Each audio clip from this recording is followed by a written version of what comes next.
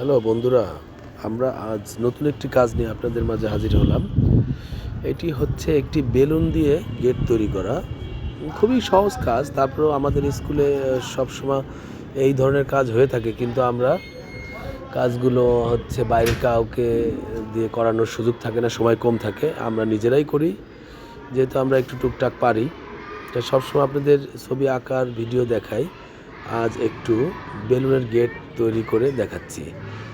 দুটো লাল আর দুটো হলুদ দিয়ে আমরা একটি দড়ির প্যাচের মতো ডিজাইন করব, পাইপের সাথে পেঁচিয়ে দিয়ে।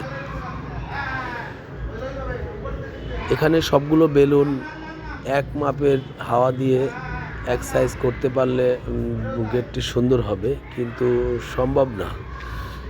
তাড়াহুড়া থাকে কাজের, যেমন হচ্ছে কাজের সময় কম থাকে, যার জন্য আমরা বেলুনগুলোকে ঠিক সাইজ মতো করতে পারি না। তারপর যতটুকু সময় পাই তার ভিতরে আমরা করি, তাও হয়, খারাপ হয় না।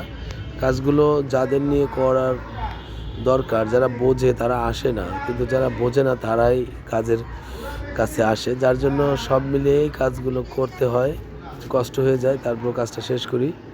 কাজ শেষ করার পরে দেখতে ভালোই হয়, কেউ খারাপ বলে না। তো নিজেদের ক্যাম্পাসের কাজ নিজেরা করি এবং আমাদের অন্য ক্যাম্পাসের কাজগুলো আমরা করি। সানরাইজের সকল কাজ আমরা করে থাকি।